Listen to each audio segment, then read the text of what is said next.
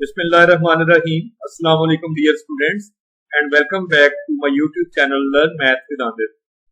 आज के इस लेक्चर में एक्सरसाइज 4.3 स्टडी करेंगे। एक्सरसाइज 4.3 के फर्स्ट क्वेश्चन को लेते हैं। Find the inverse of the following matrices by using row operations. सबसे पहली बात तो ये कि आपने इससे पहले इनवर्स फाइंड किया है।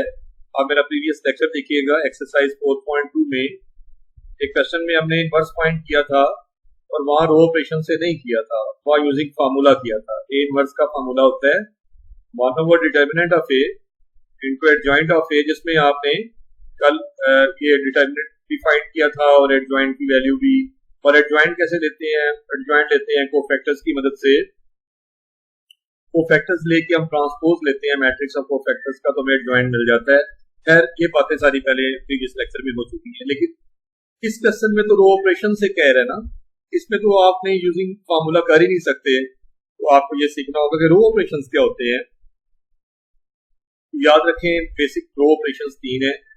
नंबर 1, किसी एक रो में किसी दूसरी रो का non zero scalar multiple add करना। फॉर एग्जांपल आप r1 + 2 टाइम्स r2 कर देते हैं, r1 + 3 टाइम्स r2 कर देते हैं, r3 कर देते हैं एंड सो ऑन। इस तरह से एक रो में किसी दूसरी रो का non zero scalar multiple add करना, ये पहला रो ऑपरेशन है जी, यानी ये कर सकते हैं, ये वैलिड है। दो रोज की इंटरचेंजिंग कर सकते हैं जी। r1 को r2 की जगह ले जा सकते हैं, मिसाल दे रहा हूँ, और r2 को r1 की जगह ले जा सकते हैं। इससे साइन भी चेंज नहीं होता, कोई नेगेटिव साइन। डिटरमिनेंट्स में जैसे नेगेटिव साइन आ जाता था, इंटरचेंजिंग ऑफ टू रोज से यहाँ ऐसा नहीं होगा। और तीसरे नंबर पे ये है कि आप किसी रो को किसी नॉन जीरो स्केलर से मल्टीप्लाई कर सकते हैं। 2 टाइम्स r2 कर सकते हैं, 1/2 टाइम्स r2 कर सकते हैं, 3 टाइम्स r2 कर सकते हैं वगैरह। तो डियर स्टूडेंट्स, ये तो आपने जान लिया कि ये 3 बेसिक प्रिंसिपल्स हैं, 3 बेसिक ऑपरेशंस हैं जिन्हें हम रो ऑपरेशंस कहते हैं। 3 काम आप कर सकते हैं। अब इनवर्स कैसे फाइंड करेंगे, इसके लिए एक मेथड है। मेथोडोलॉजी में देखें आपने करना क्या होगा। एक तरफ मैट्रिक्स ए लिख देंगे, बीच में ये जो डॉट्स नजर आ रहे होंगे ये पार्टीशन कहलाती है, ये वाली। बीच में आपने पार्टीशन सॉलिड लाइन से भी ऐसे भी कर सकते हैं। और राइट साइड पे आप आई लिखेंगे, ये आइडेंटिटी मैट्रिक्स, यानी जिस तरफ मैट्रिक्स है लेफ्ट पे और पार्टीशन की राइट पे आइडेंटिटी मैट्रिक्स लिखा जाएगा। अब ऐसे रो ऑपरेशंस करने हैं आपने कि ये जो मैट्रिक्स ए है ये आई की शक्ल इख्तियार कर ले, यानी आइडेंटिटी बन जाए, ये शक्ल बन जाए इसकी। आई ए की शक्ल बिल्कुल आई जैसी हो जाए। ए आई बनाना है, ए को रो ऑपरेशंस परफॉर्म कर करके आई बनाना है, आइडेंटिटी बनाना है। अब आइडेंटिटी की क्या शक्ल है देखें, तो आइडेंटिटी होती है देखिए 1 0 0 कॉलम में पढ़ा रहा हूँ। A1 1 1 है और बाकी एंट्री सारे इस कॉलम के 0 हैं। फिर A2 2 1 है तो इस कॉलम के रिमेनिंग ऑल एंट्री 0 हैं। फिर A3 3 1 है और रिमेनिंग ऑल एंट्रीज क्या है 0। और हमने A को I बनाना होता है इस मेथड में, A को आइडेंटिटी मैट्रिक्स बनाना होता है। ये तब मुमकिन है A I बन जाए जब आप ये शक्ल बनाएं। देखें इस शक्ल को गौर से देखें तो A1 1 1 है, तो हम भी यही करेंगे। हमारे पास वैसे इस वक्त A1 1 कौन है 2, हम A1 1 को 1 बनाते हैं, यानी इस 2 की जगह पे हम 1 लेके आएंगे, हम इसे 1 बनाएंगे और रिमेनिंग एंट्रीज जो है इस फर्स्ट कॉलम की वो 0, ये हमारा पहला स्टेप होगा। तो मैंने इस क्वेश्चन को, क्योंकि ये एक लेंथी क्वेश्चन है और थोड़ा कॉम्प्लिकेटेड भी लगता है बच्चों को, तो मैंने इसे आसान बनाने के लिए इसके स्टेप्स बना दिए हैं। स्टेप 1, स्टेप 2 एंड नीचे स्टेप 3 भी लिखा हुआ है।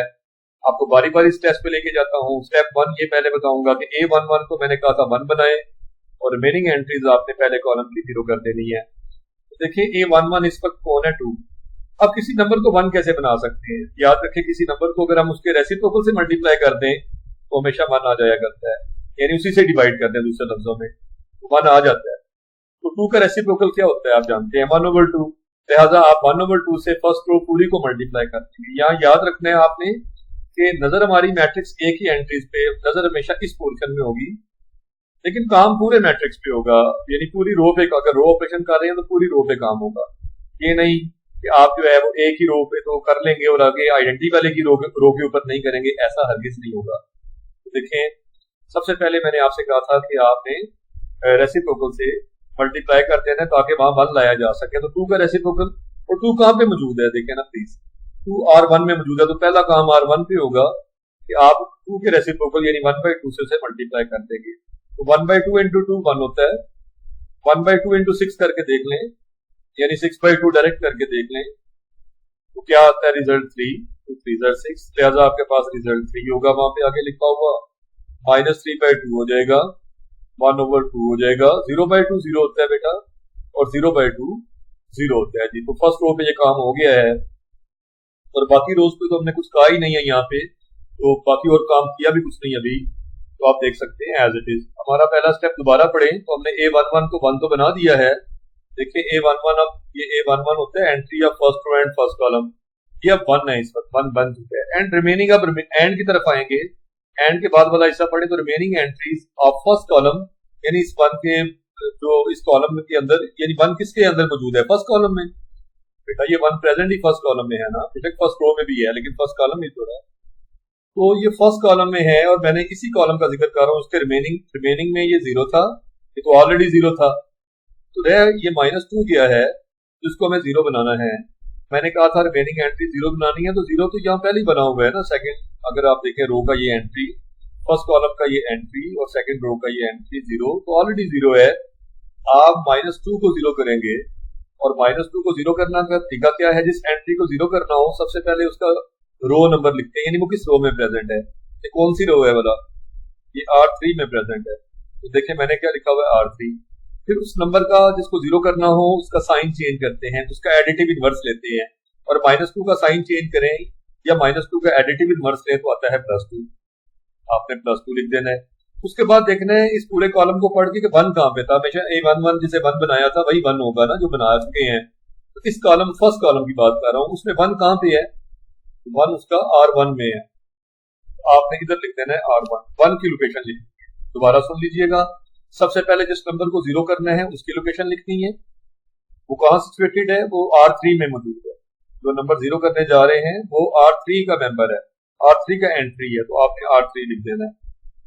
उसके बाद जिस नंबर को 0 करने लगे थे वो -2 था, उसका साइन चेंज करना है, बना +2, और फिर देखना है 1 कहाँ पे है, तो 1 R1 में है, इंटू R1, तो फार्मूला प्रिपेयर हो जाएगा, R3 + 2 टाइम्स R1 करेंगे, R3 + 2 टाइम्स R1 करने का एक बड़ा आसान तरीका बताता हूँ आपको।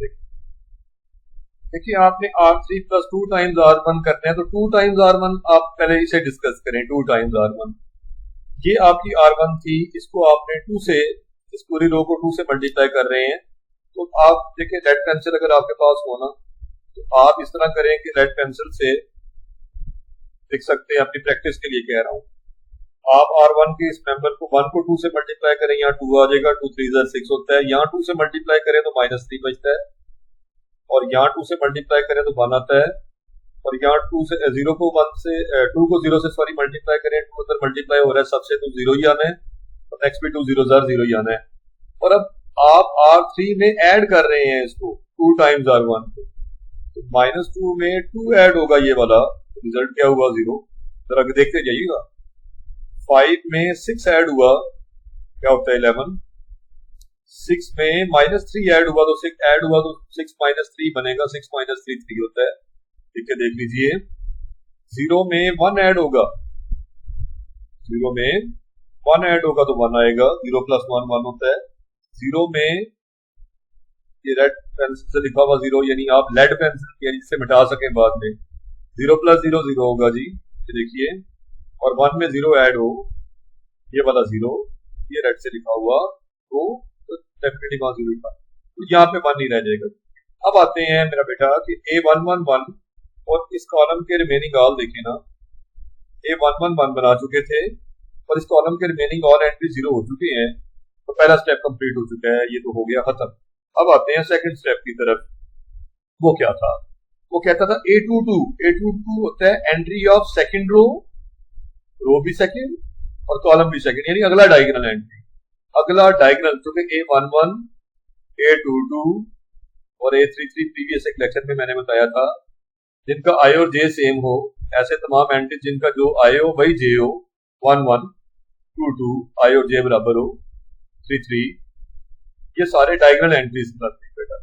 तो आपका अगला डायगोनल एंट्री A22 है, तो इस वक्त वो क्या है बेटा, इस वक्त वो वहां पे लिखा हुआ है -2, बाकी सब मैं आपको बता देता हूँ ताकि आपको नजर आपकी सिर्फ उस पे रहे बेटा। -2 को आपने इस बार 1 लाना है और इस कॉलम के रिमेनिंग ऑल एंट्रीज को 0 करना है, ये -2 की जगह 1 कैसे आ सकता है अगर आप इसको इसी के रेसिप्रोकल से मल्टीप्लाई करें। और अभी ऊपर जैसे बताया था तो -2 का रेसिप्रोकल क्या होता है 1/-2, इसीलिए आप सेकंड रो को 1/-2 से, यानी हर एक के नीचे -2 आ जाएगा। 0/-2 करेंगे ना आप, अगर ये लिख के देता हूँ 0/-2 तो रिजल्ट 0 होगा। -2/-2 करें तो जवाब 1 आ जाएगा, आंसर 1 आ जाएगा। 0/-2 करें रिजल्ट 0 रहेगा, न्यूमरेटर जो 0 है। 0/-2 करें 0 रहेगा। 1/-2 यानी -1/2 और 0/-2 0 हो गया। ये काम हो गया जी, तो भाई मैंने लिखा था। आगे चलते हैं, बात करते हैं क्या किया आपने। इसकी जगह 1 ले आए हैं। अगर आप गौर करें A22 आपने, मैंने कहा था कि 1 लाए, और कीजिए आप A22 को 1 बना चुके हैं। अब आपका मकसद क्या है, आप इन एंट्रीज को जिन पे मैं बॉक्सेस बना देता हूँ, स्क्वायर बना देता हूँ, स्क्वायर बॉक्सेस में बंद कर दिए हैं, इनको आपने 0 करना है। तो बड़ा आसान तरीका बताया था जिसको 0 करना है। भाई इसकी लोकेशन क्या है जिसको 0 करना है, भाई 3 है ना जिसको 0 करना है। तो 3 की लोकेशन क्या है, एकांश सिचुएटेड है R1 में। आपने R1 लिखना है, आपने लिखा R1, देखें। फिर ये नंबर जिसको 0 करना होता है उसका एडिटिव इनवर्स लेते हैं। 3 का एडिटिव इनवर्स यानी साइन चेंज करते हैं, -3। और 1 कहाँ पे है उसके सामने, देखिए तो 1 R2 में था, तो 1 की अब लोकेशन लिखनी है। यानी जिस एंट्री को 0 करना है पहले उसकी लोकेशन लिखते हैं, और फिर जिसके साथ सॉल्व करना है उसे उसकी लोकेशन लिखते हैं। तो ये बनेगा 3R। और इसी तरह से आप नेक्स्ट जो है, आप 11 को 0 करना चाहते हैं, तो 11 की लोकेशन कहाँ है, ये कहाँ सिचुएटेड है, ये R3 में पड़ा हुआ है। सो R3 लिखें। फार्मूला देखें तैयार कर रहे हैं, पहले ही 0 बनाने वाला, इससे ये 11 की जगह 0 हो जाएगा। आप देखेंगे ये काम करने से, जैसे ऊपर भी बताया था। और आपने देखें 11 है ना, -11 लेना है, ठीक है। जिस एंट्री को 0 करना है उसका एडिटिव इनवर्स, उसका साइन चेंज करते हैं, एडिटिव इनवर्स लेते हैं, और उसके सामने फिर देखना है 1 कहाँ पे है, तो 1 R2 में ही है ना, तो R2 के साथ साथ कर लेना है इसको। अब जिसे शुरू में लिखा जाता है चेंज उसी में आता है, यानी आपके R1 में चेंज आएगा और R3 में भी चेंज आएगा, लेकिन R2 सिर्फ यूज हुआ है, ये रो सिर्फ यूज हो रही है, लिहाजा इसमें कोई चेंज नहीं आना। R2 में वही का वही लिखूंगा जी, आप देख लीजिएगा। 010 देखिए R2 के मेंबर्स थे 010 0 -1/2 0 010 0 -1/2 0 को चेंज आया, मुझे पता है। आप तो R1 पे काम कर रहे हैं क्या जी, प्लस 3 टाइम्स R2, तो इस रो को आपने ऊपर वाले इस पे काम हुआ है, इसको 3 से मल्टीप्लाई किया हुआ है। 3 टाइम्स R2, ये R2 है, मैं हाईलाइट कर देता हूं, इसे 3 से मल्टीप्लाई करना है। और फिर आपने इसमें R1 ऐड करना है, यानी R1 से बल्कि माइनस करना है आपने 3 टाइम्स R2। तो यहाँ पे 3 zeros are, यहाँ पे देखें तो 0 ही रहेगा, 3 zeros are 0। और R1 में से माइनस करेंगे तो 1 - 0 1 ही रह जाना है।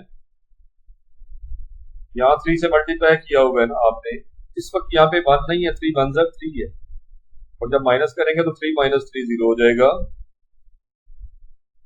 फिर -3/3 टाइम्स 0 0 ही रहना है, और -3/2 -0 -3/2 ही रह जाएगा।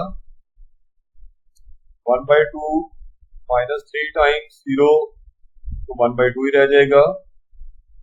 0 -3 टाइम्स 3 टाइम्स करें ना -1/2 को, तो -3/2 बनता है। जब 0 में से माइनस करेंगे 0 -3/2 करके देख लीजिए, तो रिजल्ट +3/2 हो जाएगा, देख लीजिए। और 3 टाइम्स 0 तो 0, और 0 - 0 0।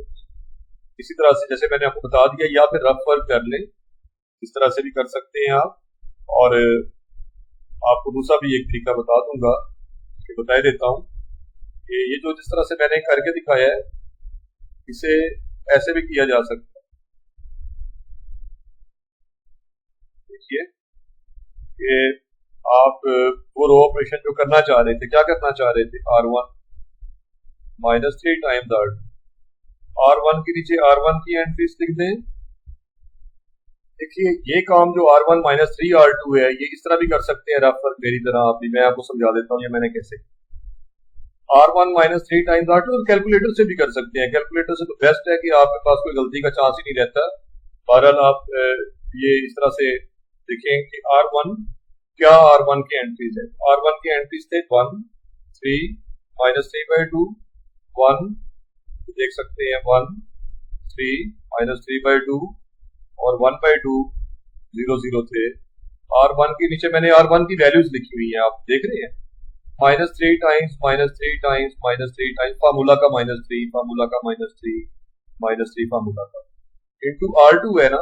तो R2 की एंट्रीज क्या थी वहां देखें तो वहां पे थी 0 1 0, तो हमने भी यहाँ पे देखें 0 0 1 0 और 0 -1/2 0 लिखी हुई है। अब ये देख सकते हैं सारी बात बड़ी आसानी से। अब माइनस ही करना है ना, 3 टाइम्स 0 0 होता है, 1 - 0 बनेगा 1 आ जाएगा। ये 3 1 3 बन रहा है, देखें 3 1 हो रहा है ना, 3 - 3 बन रहा है, फाइनली 0 आ जाएगा। -3/2 0 से मल्टीप्लाई हुआ 3 तो 0 यानी -3/2 -0, तो रिजल्ट -3/2 ही रह गया ना। और देखिए नेक्स्ट इस तरह से 1/2 -3 टाइम्स 0 तो 0 होता है, 1/2 का 1/2 ही रह गया और माइनस इंटू माइनस प्लस हो गया तो ये बना 3/2। तो 0 - 3 टाइम्स 0 तो 0 ही होता है ना।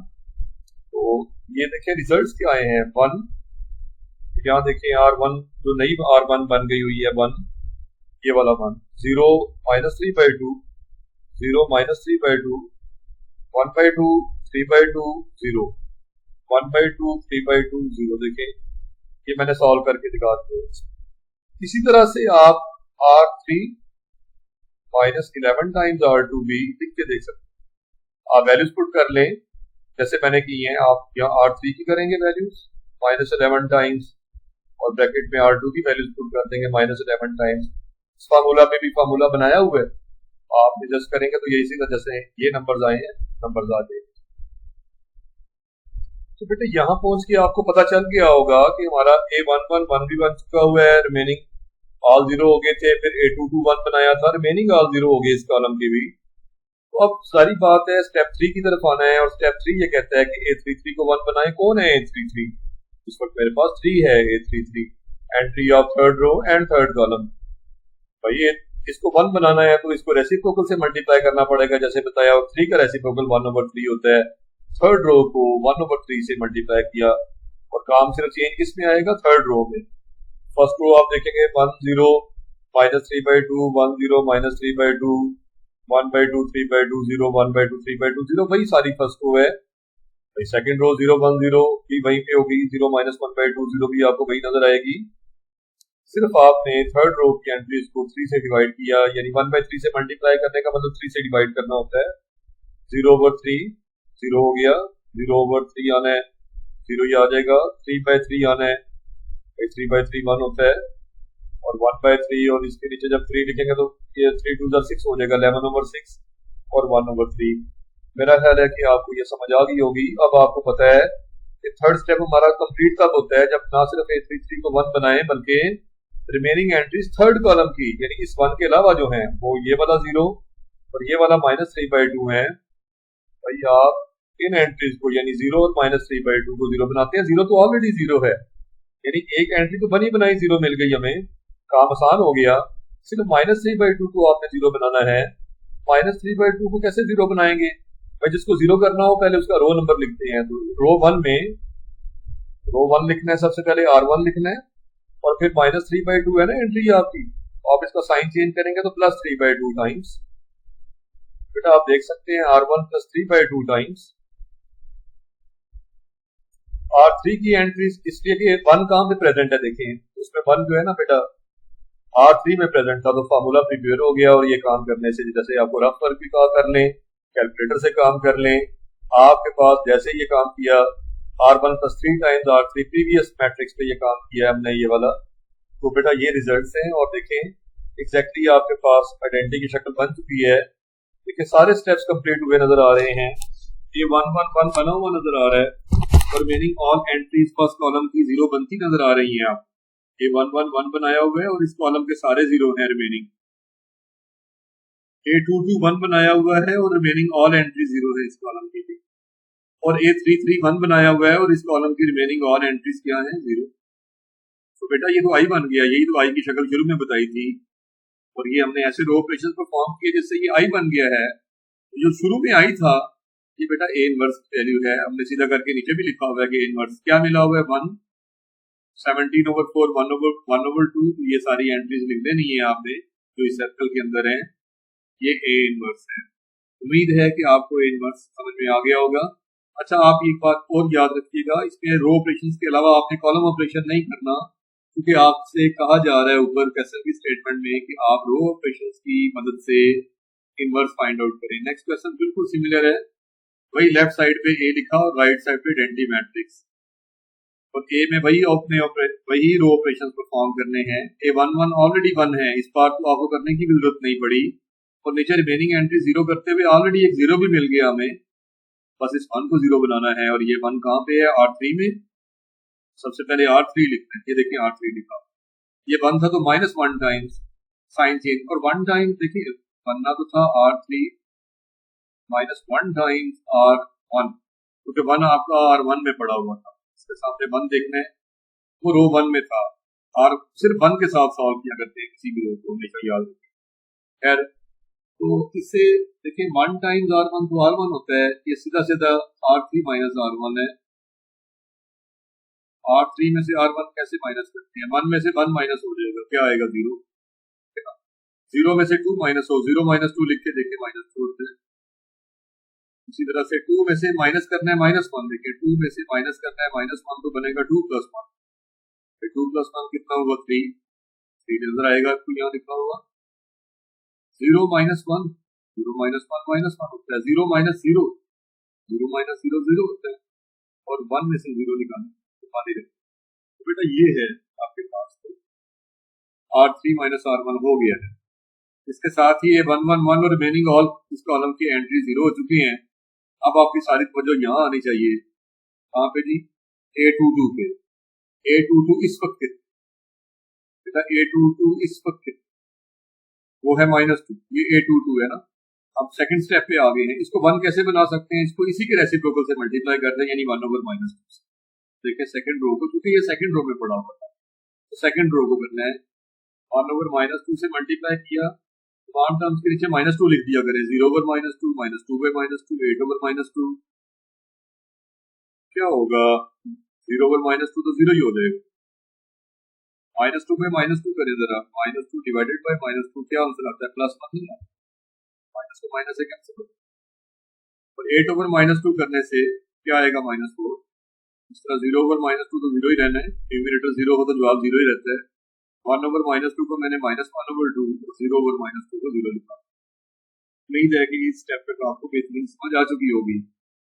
अब तक आप क्या कर चुके हैं? स्टेप 1 तो आपका कंप्लीट था, स्टेप 2 का आगाज कर चुके हैं, A22 को 1 बना चुके हैं, और इस एंट्री को किसको बना? ऊपर वाले को भी 2 को भी, और नीचे वाले -2 को भी।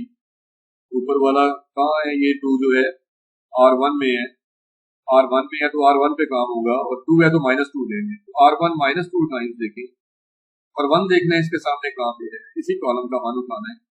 1 तो R2 में था, R2 के साथ सॉल्व करना है। यहाँ बना formula R1 -2 times R2 and R3 पे जाए ना तो वहां पे देखिए इसको 0 करना है, इसका जिसको 0 करना हो पहले उसका रो लिखते हैं कि वो किस रो में है। तो जो -2 है ये रो 3 में है। अब काम रो 3 पे होगा, क्या काम होगा जी? अब एंट्री -2 है ना बेटा, तो उसका साइन चेंज करते हैं, +2 टाइम्स, और 1 कहाँ पे है? 1 R2 में है, यहाँ पे R2 आया, तो बेटा ये रो ऑपरेशन परफॉर्म करने सिखा दिए थे, पूरी रो पे यही काम करना है। अब बेटा एक काम R1 पे होने जा रहा है और एक R3 पे, तो रो 2 अपनी जगह पे रहेगी बेटा। रो 2 क्या थी? 0 1 -4 1 0 1 -4 0 -1/2 0। तो आप देख सकते हैं 0 1 -4 0 -1/2 0 को मैंने कुछ भी नहीं किया हुआ। R1 -2 टाइम्स R2 करने से ये रिजल्ट मैंने लिख दिए हैं। आप आगे जाते हैं तो बेटा आपको देखिए 2 स्टेप मुकम्मल हो चुके हैं। A1 रिमेनिंग ऑल 0, A2 1 और रिमेनिंग इस कॉलम के बाकी तमाम 0। अब बारी है 3 1 बनाने की, तो वहाँ पे इस वक्त क्या लिखा हुआ है? -5, तो उसका रेसिप्रोकल लेना है, 1/-5 होता है -5 का रेसिप्रोकल। भाई ये सारी आपकी टर्म्स माइनस, बाकी सब तो वही रहना है ना, चेंज सिर्फ यही आनी है। तो -5 से डिवाइड करने से आपके पास क्या आ जाएगा? यहाँ पे 1, और यहाँ -5 से किया तो 1/5 + 1/5 -1/5 आ जाएगा। आप देख सकते इसके बाद ये वन तो बन गया है बेटा, आपने इस कॉलम के रिमेनिंग ऑल जीरो करने हैं, तो 7 को भी जीरो करना है और -4 को। अगर आप 7 को जीरो करना चाहते हैं तो सबसे पहले इसकी रो बतानी है, रो इसकी R1 है और 7 है तो -7 लेना है, तो R1 -7 टाइम्स, और 1 कहाँ पे है देख रहे हैं इसके सामने, 1 R3 में है, R3 के साथ साथ होगा टाइम्स R। इसी तरह किसको जीरो करना चाहते हैं ना, R2 को, यानी कि R2 के मेंबर को -4 को, -4 R2 में है ना, लिहाजा आपने R2 लिखना है स्टार्ट में, -4 है तो +4 ले, R2 +4 टाइम्स R3। आपको मेरा ख्याल है इस फार्मूला की समझ आ गई है। जैसे ये काम करेंगे इस पे तो इसकी शक्ल आइडेंटिटी बन जाएगी ए वाले से की जो शुरू में ये था, और जो शुरू में आया था ये सारा ए इनवर्स का ये रिजल्ट था। मैंने नीचे लिख भी दिया कि ये सारा मैट्रिक्स ए इनवर्स है, तो ये तो आई बन गया ना, सारा मैट्रिक्स आई बन गया। लिहाजा ए इनवर्स जो है वो ये है -2/5 -2/5 7/5। इससे सबसे बड़े एंट्रीज लिखे हुए हैं, आपको नजर आ रहे होंगे, ये देखिए 1/5 1/5 -1/5, ये बेटा ए का इनवर्स। थर्ड पार्ट भी वैसे सिमिलर है, बता देता हूँ। ए का इनवर्स लेना है, वही बात यूजिंग रो ऑपरेशन, तो लेफ्ट साइड में मैट्रिक्स ए लिखना है और राइट साइड पे आए और बीच में पार्टीशन कर देनी है। फिर आपने 1 को 1 देखना होता है, ये तो ऑलरेडी 1 है और रिमेनिंग एंट्री 0 करते हुए सिर्फ 2 पे काम करना पड़ेगा, और ये 2 कहाँ पे है, R2, तो R2 पे काम करना है -2 टाइम्स, ये 2 है तो -2 टाइम्स, और 1 के साथ सॉल्व करना है तो वो तो R1 में है ना, फार्मूला बना R2 -2 टाइम्स R1। देखें, और ये काम R2 पे सिर्फ होगा, इस रो में चेंज आएगी इस रो में, लिहाजा बाकी रोज वही रहेगी। 162 भी आपको नजर आएगा, 100 फर्स्ट रो भी वहीं पे, और 0 -1 1 वाली रो जो है लास्ट रो वो भी वहीं पे है, ये भी वहीं पे है, सिर्फ रो 2 में चेंज होगा। वो क्या चीज है जी, 2 टाइम्स R1 निकाल देना है, निकाले तो जवाब 100 की शक्ल बन गई है। अब देखें A22 को 1 बनाना है, सेकंड स्टेप शुरू यहाँ से होता है। देखिए स्टेप 1 कंप्लीट हो चुका है, स्टेप 2 ये है कि A22 को 1 बनाते हैं, बनाना क्या है, 1 वहां तो ऑलरेडी 1 मौजूद है, लिहाजा आपने रिमेनिंग एंट्रीज को सिर्फ 0 करने की अब ठान लेनी है। तो वो रिमेनिंग एंट्रीज क्या है, वो रिमेनिंग एंट्रीज क्या है जी, वो है माइनस, वो +6 है और 1 है, ये -1, ये नीचे बना, ये बॉक्सिंग को 1, इनको आपने 0 बनाना है, जिसको 0 बनाना हो उसका रोल नंबर लिखते हैं। ये 6 कहाँ प्रेजेंट है, R1 में, 6 है तो -6 लेंगे, और 1 उसके सामने लिखेंगे तो R2 में, तो R1 -6 R2 और R3 + R2 हो गया। वो कैसे, इस R3 वाले मेंबर को भी तो 0 करना है ना, R3 के मेंबर को 0 करना है तो R3 लिखे, -1 को 0 करना है तो +1 टाइम्स लिखे, और 1 देखे कहाँ है, R2 में, इसलिए दोनों बार R2 के साथ सॉल्व किया जा रहा है, तो चेंज R1 में आएगा और R3 में आएगा।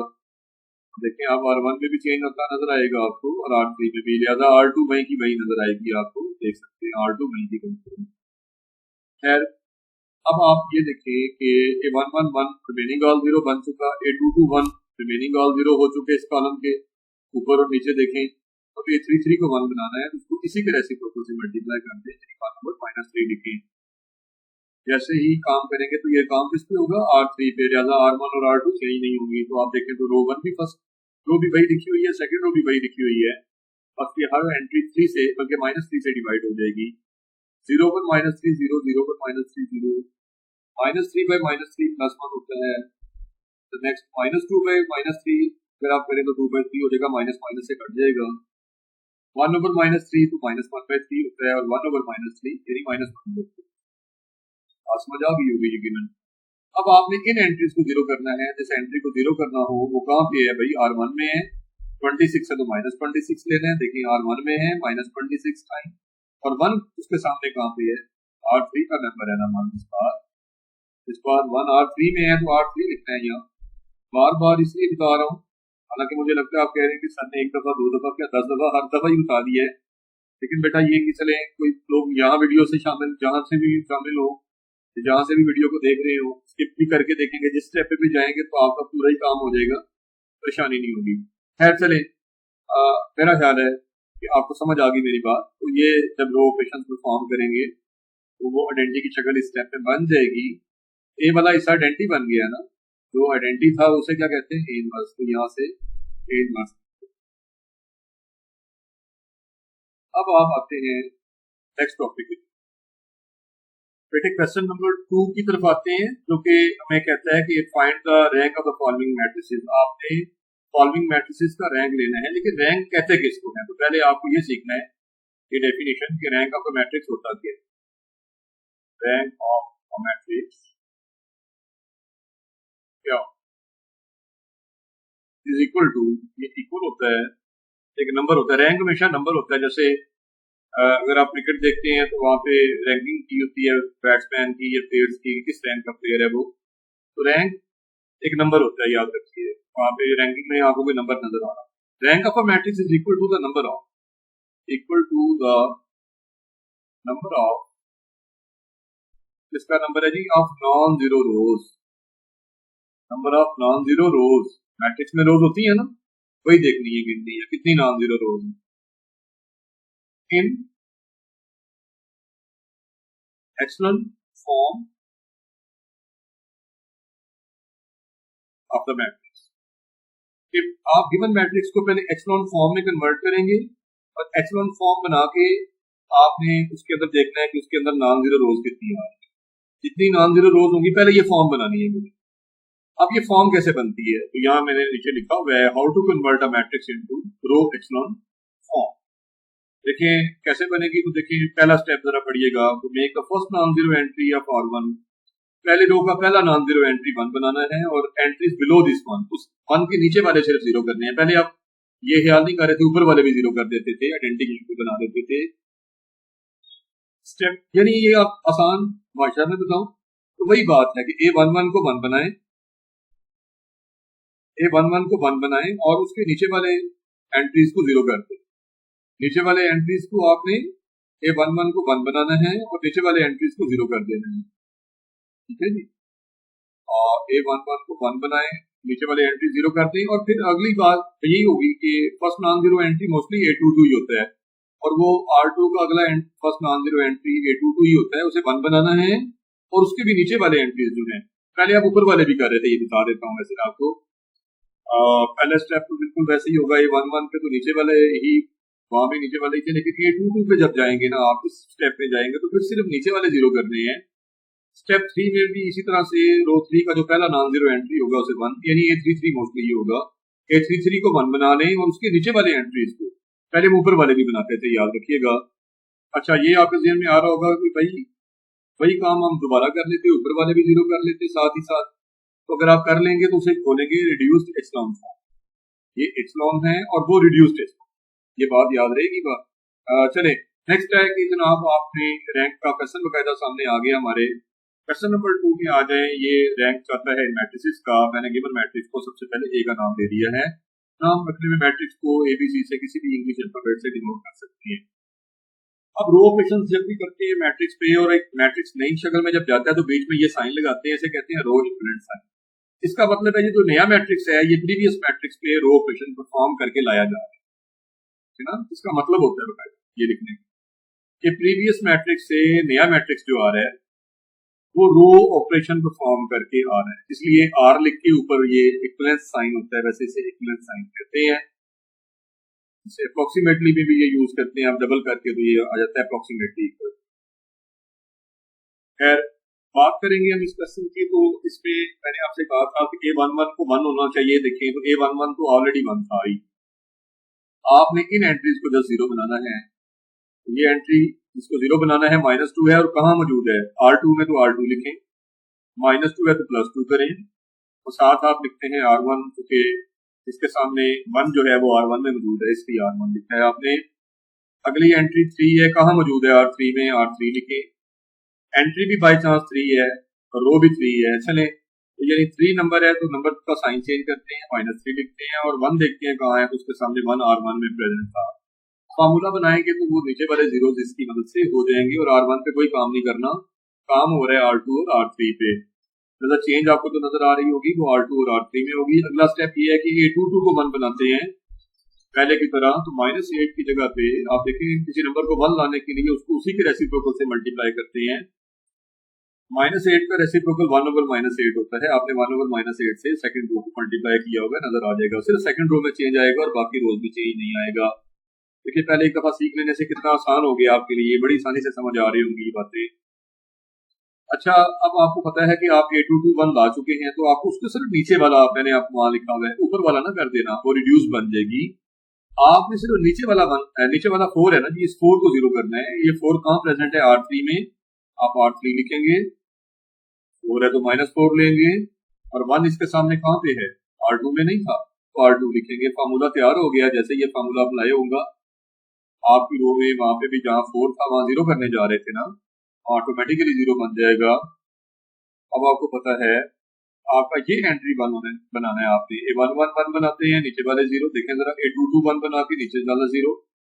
इस रो का अगर वैसे बात करो तो फर्स्ट नॉन जीरो एंट्री 1 बनाते हैं, तो वो ये 3 ही है ना, फर्स्ट नॉन जीरो जो भी जीरो के बाद जो पहला नॉन जीरो एंट्री आ रहा है वो कौन आ रहा है? -3/2। उसकी जगह 1 कैसे आएगा? इसको इसी के रेसिप्रोकल से, यानी 1/-3/2 जो कोई सॉल्व करें तो ये बनता है 1 उलट जाएगा -2/3। नेगेटिव नंबर का याद रखिए, रेसिप्रोकल भी नेगेटिव ही होता है, और पॉजिटिव का रेसिप्रोकल पॉजिटिव होता है। तो -2/3 से मल्टीप्लाई करना है। -3/2 का रेसिप्रोकल क्या लिख के दिया आपको?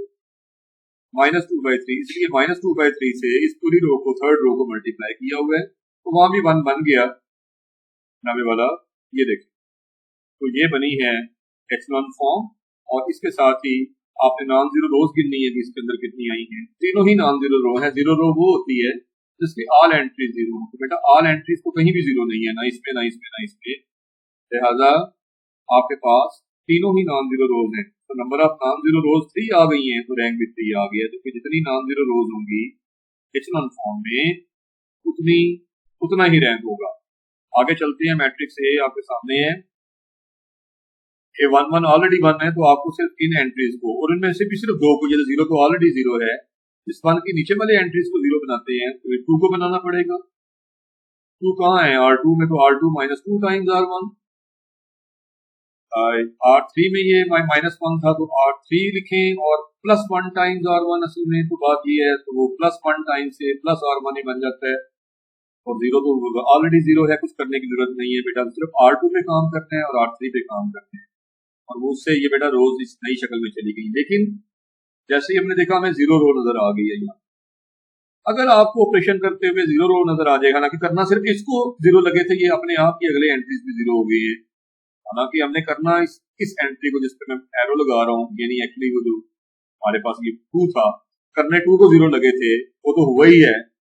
2 की जगह तो 0 आया ही है, 2 की जगह पे देखे ना 0 आ गया। लेकिन इजाफी जीरो भी आ गए। अगर 0 रो आ जाए तो याद रखिए कि इसे बॉटम में लेके जाते हैं। बॉटम में पहले से कौन सी मौजूद है? रो R4। तो हम इंटरचेंज कर देंगे, और मैंने आपको स्टार्ट में लेक्चर के बताया कि 2 रोज को इंटरचेंज किया जा सकता है। और डिटर्मिनेंट में तो जब इंटरचेंजिंग करते तो बाहर नेगेटिव साइन भी लगाते थे, इसमें कोई नेगेटिव साइन नहीं लगाते। ये वैलिड है। क्यों वैलिड हो जाता है आपको बताऊं?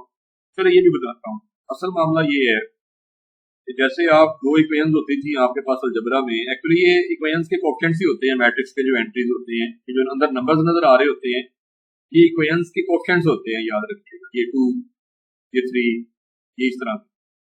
मैं एक मिसाल दे रहा था आपको, 4 के इक्वल है और x + 5 3 के इक्वल है। मिसाल के तौर पे 2 इक्वेशंस है भाई, आप इन इक्वेशंस की प्लेस चेंज कर सकते हैं। इस इक्वेशन को ऊपर ले जा सकते हैं, इसको नीचे ले जा सकते हैं। कभी साइन चेंज किया इक्वेशंस की? यानी चाहे आप ऐड सब्ट्रैक्ट करते हुए जिसको मर्जी ऊपर नीचे लिख दें, मतलब ये है कि आप जो है वो इक्वेशंस की प्लेस चेंज कर सकते हैं लिखने की। तो इससे देखें ना, इसलिए यहाँ पे आप रोज को इंटरचेंज कर लेते हैं।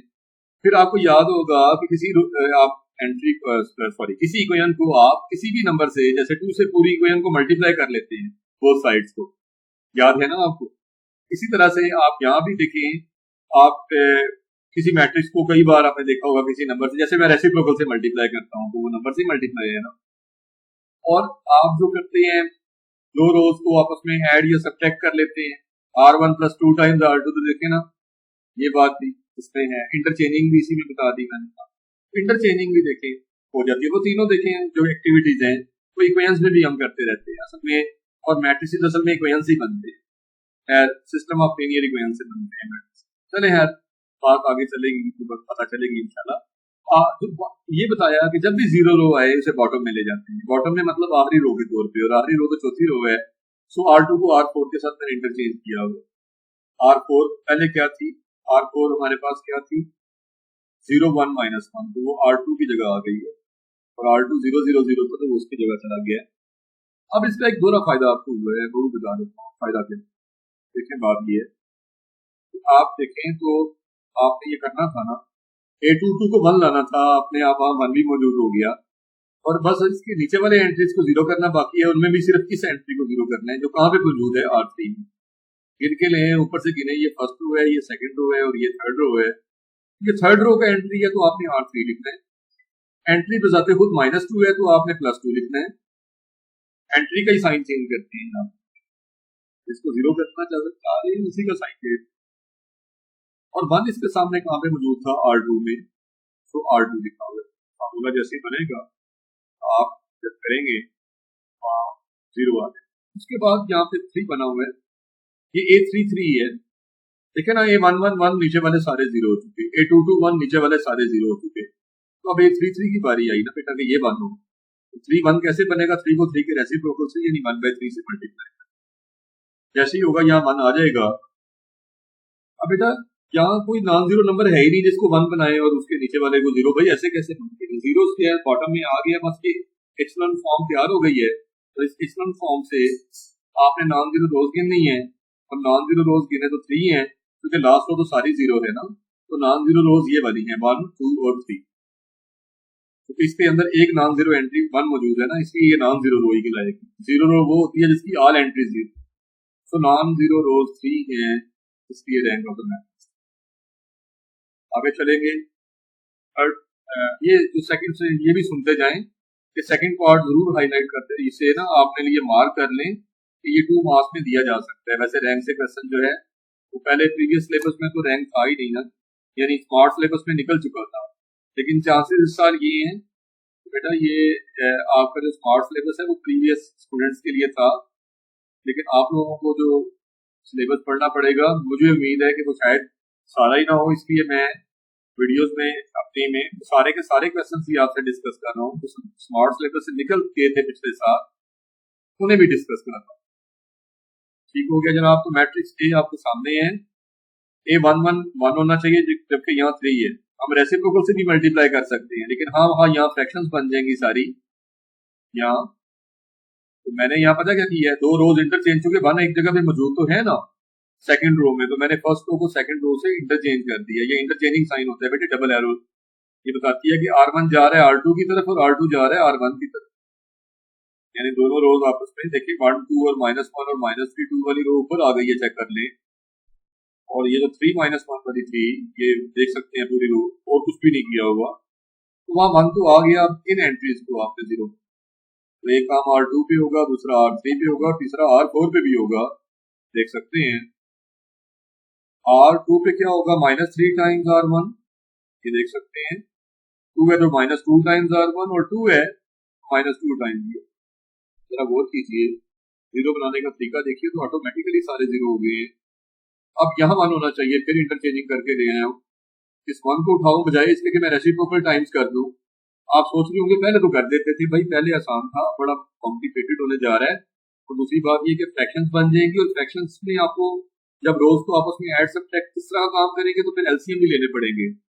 एलसीएम वाली बेटे क्या और कॉम्प्लिकेशन में चले जाएंगे आपको तो 1 ही बनाना है ना A22 को, तो 1 कहाँ अगर नजर आ रहा है आपको कोई बना बनाया तो उसे वहां ले आए, यानी रोज को इंटरचेंज करके ले आए। और अब आपने नीचे वाले एंट्रीज को, यानी ये जो आपके इस 1 के नीचे वाले, यानी कौन कौन से, ये 2 एंट्रीज कौन कौन से, यानी -1 और -7 इनको 0 करना है। ये -1 कहाँ है, R3 में। बेटा आप देख लेना R3 + 1 टाइम्स, और 1 कहाँ पे है, R2 में। तो R3 + 1 टाइम्स R2 यानी R3 + R2, और R4 + 7 टाइम्स R2 आपको नजर आएगा, ये देख सकते हैं। और इसके साथ ही ये सूरत बन गई। अब आपको पता है कि फ्रैक्शन से अभी भी बचना चाहते हैं, चले अब तो बहुत करीब पहुंच गए हैं, तो हमने इसको रेसिप्रोकल टाइम्स कर दिए है। हालांकि 6 के टेबल में 6 5 13 और 6 के टेबल में 56, लेकिन फिर भी नहीं आता, फिर भी फ्रैक्शन बनेगी।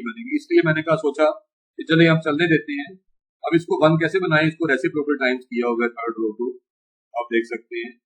अब बारी है बेटा कि इस 6 को 0 किया जाए, जो कि देखिए ये 1 1 1 नीचे वाले सारे 0, A2 2 1 नीचे वाले सारे 0, A3 3 1 तो नीचे पर कौन है 6, इसको 0 करना बाकी रह गया है, ये 6 R4 में है, तो R4 माइनस 6 R3 करेंगे, क्योंकि 1 + 1 जो है वो R3 का हिस्सा है। R3 के साथ सॉल्व करेंगे तो बेटा वहां देखे 0 हो चुके हैं, यहाँ 6 था ना, वहां बेटा 0 आ, तो जो मकसद था नीचे वाला 0 करने वाला वो मकसद पूरा हुआ। अब 19 को भी 1 बनाना है, क्योंकि हर रो का फर्स्ट नॉन जीरो एंट्री 1 बनाया जाता है, या फिर ये A44 है हमारा, इसको भी 1 बनाया। अब उसके नीचे कुछ है ही नहीं जिसको 0 बनाया जाए, और देखें एचलॉन फॉर्म आ गई है, और इसके साथ ही नॉन जीरो रोज गिननी है, तो चारों ही नॉन जीरो है, लिहाजा इसका रैंक जो है वो 4 है। नेक्स्ट क्वेश्चन 3 आपका बड़ा ही आसान क्वेश्चन है, क्रैमर रूल ऑफ रो है, जिससे आप सिस्टम को सॉल्व कर लेते हैं। आपसे कहा जा रहा है solve the system of linear equations. अच्छा पहले जरा इन बातों पे भी गौर करें, लीनियर इक्वेशन का वर्ड आ गया है, वो क्या होती है, जिसमें वेरिएबल की हाईएस्ट पावर 1 हो। एक्स नजर आ रहा है वेरिएबल, इसके ऊपर पावर 1 है, वाई के ऊपर भी पावर 1 है, और जेड के ऊपर भी पावर 1 है, और हर जगह पे ही ऐसा है, हर इक्वेशन में ही ऐसा है, पूरे सिस्टम में ऐसा है, ठीक है ना। तो इसको कहते हैं लीनियर इक्वेशन, जिसमें वेरिएबल की हाईएस्ट पावर 1 हो। यहाँ तक तो बात हो गई। अब सॉल्व करने से क्या मुराद है, सॉल्व और सिस्टम से क्या मुराद, सिस्टम से मुराद होता है 2 और more than equations combined together to give a system. 2 या 2 से ज्यादा इक्वेशंस अगर इकट्ठी लिखते हैं तो हम कहते हैं एक सिस्टम। समझ आ गई बात। लीनियर इक्वेशंस है तो लीनियर इक्वेशंस का सिस्टम हो गया। सॉल्व करने से क्या मुराद है, जरा यहाँ पे इसके अंदर वेरिएबल्स क्या हैं, सिस्टम के वेरिएबल्स एक्स वाई जेड है, मसलन फर्स्ट पार्ट एक्स वाई और जेड। तो आपको बेटा एक्स वाई जेड की वैल्यूज बताना है, और वैल्यूज के बताने को सोल्यूशन कहते हैं। जैसे कहता है क्वाड्रेटिक इक्वेशन सॉल्व करें, वहां क्वाड्रेटिक इक्वेशन में वेरिएबल पाया जा रहा होता है, आप उस वेरिएबल की वैल्यूज बताते हैं, इसी बात को हम कहते हैं solution of quadratic equation. Likewise here हमें एक्स वाई जेड की वैल्यूज को जब बताते हैं तो कहते हैं हमने सॉल्व कर दिया है सिस्टम को। ठीक होगी बात। सबसे पहले आपने सिस्टम लिखा, सिस्टम लिखने के बाद आपने मैट्रिक्स ए, मतलब इसे मैट्रिक्स फॉर्म देनी है। मैट्रिक्स फॉर्म क्या होती है, मैट्रिक्स की फॉर्म, यानी आपने सबसे पहले कोएफिशिएंट्स उठाने हैं, 2 2 यानी +2 यानी 2 और -1, यहाँ माइनस नजर आए तो उसे -1 लेने हैं, जेड का कोएफिशिएंट यहाँ पे -1 है, तो 2 2 -1 नजर आई होगी आपको ये। आगे बनाने हैं कोएफिशिएंट्स, तो 1 है, -1 है और 2 है, 1 -1 2 आप देख सकते हैं, सही है ना। लास्ट में नजर आ रहा है 3 2 और +1, 3 2 और 1 आपको नजर आएगा। कोएफिशिएंट्स लिखे हैं आपने, और उसके बाद कॉलम में लिखना है वेरिएबल्स को, कॉलम में तो एक्स वाई जी कॉलम में आ जाएंगे, इसे कॉलम मैट्रिक्स कहते हैं। और 1 3 4 राइट साइड एंट्रीज का भी कॉलम बना देना है, ये मैट्रिक्स फॉर्म। अब ये मैट्रिक्स फॉर्म है, इस फॉर्म में क्यों है, पहली बात ये कि ऐसा क्यों, किसी और चीज को मैट्रिक्स फॉर्म क्यों कहते हैं, इसी को मैट्रिक्स फॉर्म क्यों कहते हैं, तो बेटे सिंपल सी बात है, मैट्रिक्स फॉर्म इसलिए कहते हैं कि अगर आप इन सारे मैट्रिक्स, दोनों मैट्रिक्स को मल्टीप्लाई कर दें और राइट साइड वाले मैट्रिक्स के साथ इक्वल कर दें, पहले मल्टीप्लाई करें, कैसे मल्टीप्लाई करते हैं, एक रो एक कॉलम से मल्टीप्लाई होती है, करके देखते हैं, 2 इंटू क्या हो जाएगा x बना 2x, प्लस फॉर्मूला का लेते हैं बीच में, अगले एंट्री से मल्टीप्लाई होता है +2y, और -1 इंटू जेड -z बन जाएगा। इसी तरह से नीचे भी आप लिखेंगे, ये फर्स्ट रो फर्स्ट कॉलम को हो गया, अब सेकंड रो फर्स्ट कॉलम भी को मल्टीप्लाई होगा ना, तो 1x x - y + 2z बन जाएगा, और अगर आप थर्डली लास्ट रो को करेंगे तो 3x + 2y + z आ जाएगा मल्टीप्लिकेशन से, और राइट साइड पे क्या आ रहा था, 1 3 4 आ रहा था। तो आपको दो मैट्रिसेस इक्वल नजर आए हैं, और जब दो मैट्रिसेस इक्वल हो तो उनके कॉरस्पॉन्डिंग एंट्रीज इक्वल होते हैं, तो ये किसके इक्वल होगा, 1 तो वही इक्वेशन है, इक्वेशन वापस आ रही है आप, ये 3 के इक्वल है, ठीक है ना प्लीज। नेक्स्ट आपके पास अगली इक्वेशन आ गई, और 3x + 2y + z इसको फेस कर रहा है 4 को इक्वल मैट्रिसेस। समझ आ गई आपको बात, देखिए इक्वेशन वापस नहीं आ रही, इसलिए ये इसकी मैट्रिक्स फॉर्म, और आपको समझ आ गई होगी कि हम यही क्यों लिखते हैं मैट्रिक्स फॉर्म, कि पहले कोएफिशिएंट्स लिखते हैं और इस कोएफिशिएंट्स के मैट्रिक्स को a से डिनोट किया, और जो वेरिएबल्स वाला मैट्रिक्स है, देखें वेरिएबल्स वाले मैट्रिक्स को x कहते हैं, अननोन्स का मैट्रिक्स है ना, वेरिएबल्स का तो वेरिएबल x से डिनोट हो रहा है, कैपिटल X, और राइट साइड वाले मैट्रिक्स को b कहना है, इधर लेफ्ट वाले को a और राइट वाले को b। ये बातें याद हो जाएंगी, आपको याद करनी चाहिए। वेयर लिखा है मैंने, वेयर यानी जहां हमने किसको क्या कहा है, तो ए इस मैट्रिक्स को कहा है तो मैंने A is equal to this matrix. X किसको कहा था, x was posed to the xyz matrix column matrix and p was posed to the right hand side entries. The right hand side आपके पास वो भी column matrix ही बनता है 1 3 4 matrix having one column is known to be column matrix और column vector। Cramer rule में सबसे पहले matrix A का डिटरमिनेंट लिखते हैं, तो दोनों तरफ आपने डिटरमिनेंट लेने, अगर इधर आपने वर्टिकल बार्स लगा दी हैं तो राइट साइड पे भी जहां जहां ब्रैकेट्स थी वहां वर्टिकल बार्स आ जाएंगे, वहां वर्टिकल बार्स आ जाएंगे। ये देख लें, जब इस ए पे आपने वर्टिकल बार्स लगाई है तो राइट साइड की वर्टिकल बार्स आ रही है, सही है जी। और आप डिटरमिनेंट जैसे एक्सपेंड करते हैं, पहले 2 लेंगे, रो कॉलम डिलीट करेंगे, -1 2 2 1 आ रहा है, फिर माइनस के साइन के साथ अगला एंट्री 2 लेंगे और प्लस के साथ लेते हैं -1, तो प्लस इंटू -1 बेटे -1 इसलिए डायरेक्ट आ गया है, मैंने -1 लिखा हुआ था, ठीक है। और जब ये 2 की रो और कॉलम डिलीट होती है तो आता है 1 2 3 1, 1 2 3 1 ही आ रहा है। और जब -1 की रो और कॉलम डिलीट होगी तो आएगा 1 2 3 1, 1 2 3 1 ही आ रहा है। 1 -1 सॉरी लास्ट में जब होगी तो 1 -1 3 2 आएगा और वही आ रहा है। और ये देखें, ये 2 एज इट इज देख सकते हैं, और 1 -1 दर -1 बीच में माइनस का होला था और 2 2 दर 4 देख सकते हैं आप।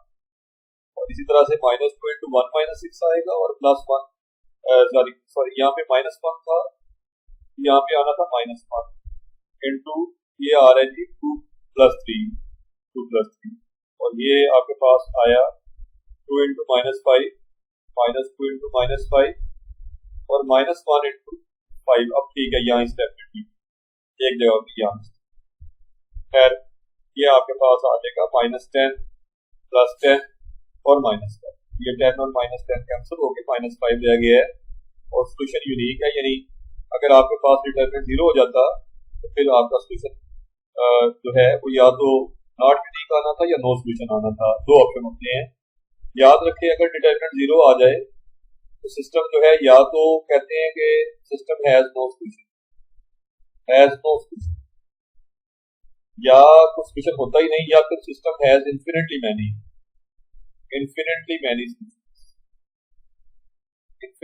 सॉल्यूशंस का मतलब होता है नॉट यूनिक सॉल्यूशन, तो एक नहीं बल्कि इन्फिनिट सॉल्यूशन होते हैं। लेकिन यहाँ डिटरमिनेंट 0 नहीं आया तो बस यूनिक सॉल्यूशन होता है, ऐसे सिस्टम एक ही सॉल्यूशन रखता है, यूनिक सॉल्यूशन से ये मुराद है। अब आपको क्रैमर रूल लगाना है और x y z फाइंड करना है। x का फार्मूला होता है a1 determinant over determinant of a। अब ये a1 डिटरमिनेंट कहां से आ गया है, a डिटरमिनेंट तो लिखा हुआ है ना आपने, a1 कहां से आ गया मैं बताता हूँ। a1 जब डिटरमिनेंट लिखते हैं तो a का फर्स्ट कॉलम, मैट्रिक्स a का फर्स्ट कॉलम डिलीट कर देते हैं, काट देते हैं, और उसकी जगह पे b मैट्रिक्स जब तक यूज ही कहीं नहीं था, अब इसकी भी बारी आ गई है यूज होने की। 1 3 4 इसकी एंट्रीज हैं, ये फर्स्ट कॉलम पे आ जाएगी, लेकिन रिमेनिंग कॉलम्स ये चेंज नहीं करेंगे, ये वही के वही लिखे हुए हैं, रिमेनिंग कॉलम नहीं चेंज करने। a1 में फर्स्ट कॉलम डिलीट करना है और डिलीट करके रिप्लेस करना है b मैट्रिक्स की एंट्रीज से, तो बाकी वही नीचे a डिटरमिनेंट फाइंड किया हुआ है, -5 नीचे -5 आया, लेकिन ऊपर वाला डिटरमिनेंट मैंने बोल दिया है और बोल की जो वैल्यू ली है उसका जवाब 1 आ जाएगा, -5 में -5 आया। नेक्स्ट है बेटे कि आपके पास y है a2 determinant over a determinant, a2 में a का सेकंड कॉलम डिलीट होगा बेटे, इस बार a का पहला कॉलम तो अपनी जगह पे आएगा, 2 1 3 a का फर्स्ट कॉलम था, a का फर्स्ट कॉलम तो आएगा ही आएगा अपनी जगह पे, याद रखिए कौन था a का फर्स्ट कॉलम, 2 1 3, देखें 2 1 3 तो आया, लेकिन 2 है ना, यहाँ 2 लिखा हुआ है तो सेकंड कॉलम डिलीट कर देना है आपने, a का सेकंड कॉलम डिलीट करके वहां पे b फिट कर देना है, b वाली एंट्री यहाँ आ जाएगी, 1 3 4 यहाँ आ जाएगा, आप देख सकते हो। और लास्ट कॉलम जो है वही का वही रहेगा, डिटरमिनेंट को भी एक्सपेंड किया हुआ है और रिजल्ट न्यूमरेटर का 0 आया, 0 बाय -5 0 होता है। और लास्ट वन में a3 में आप जान चुके होंगे अब तक कि फर्स्ट कॉलम भी चेंज नहीं करना, a का सेकंड भी चेंज नहीं करना, थर्ड कॉलम पे जाके 1 3 4 रिप्लेस करना है और डिटरमिनेंट को एक्सपेंड कर देना है।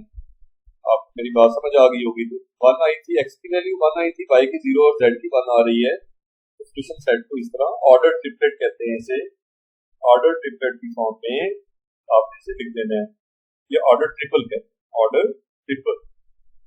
चले, लेकिन याद रखें कि ऑर्डर में लिखना है, पहले एक्स फिर वाई और फिर जेड। इसके बाद सेकंड पार्ट है, बिल्कुल सिमिलर वही बात है, क्रैमर रूल का क्वेश्चन है, लेकिन उसने वेरिएबल्स को बजाय एक्स वाई जेड के बेटे x1 x2 और x3 का नाम दे दिया है। तो आप पाबंद है, जो नाम वो दे आपने खुद वेरिएबल चेंज नहीं करने, और हम ये याद रखना है कि सब की पावर 1 है, x2 की पावर भी 1 है, x3 की पावर भी 1 है, तो ये लीनियर इक्वेशंस है बेटा। समझ आ गई होगी बात। आपने सबसे पहले मैट्रिक्स फॉर्म लिखनी है, कोएफिशिएंट्स लिखते हैं उसके लिए 1 2 -3। अब लिखेंगे 1 2 -3। नेक्स्ट है 4 -1, माइनस का मतलब -1 लेना है और प्लस का मतलब +1 कोएफिशिएंट्स के केस, और -2 +3 यानी 3 और +2 यानी 2। आप देख सकते हैं प्लस लिखने की जरूरत नहीं होती बेटा, माइनस लाजमी लिखा जाता है। और कॉलम वाइज आपने ये वेरिएबल, अब वेरिएबल x1 x2 x3 है, तो ये रटा नहीं होगा ना कि हमेशा x y z लिखते हैं, ये देखना है यहाँ आपको कि यहाँ पे वेरिएबल्स क्या हैं, तो वेरिएबल्स नजर आते हैं, आप लिखे वही वेरिएबल्स हैं। उसके बाद ये होगा कि आपने इस मैट्रिक्स को जिसमें कोएफिशिएंट्स थे तो कोएफिशिएंट्स से बनाया हुआ है, ड्रॉ किया हुआ है, इस मैट्रिक्स ऑफ कोएफिशिएंट्स को आपने ए कह देना है। नेक्स्ट मैट्रिक्स को आपने, अननोन्स वाले मैट्रिक्स को आपने x कह देना है, ये x सपोज हुआ है, ये पूरा मैट्रिक्स ए सपोज किया हुआ है, और ये पूरा मैट्रिक्स जो है वो बी सपोज किया हुआ है। बेटा ए एक्स में से बताया भी है फिर मैंने, ए किसको कहा हुआ है ये बताया मैंने, x किसको कहा है मैंने बताया, और b किसको कहा है ये बताया।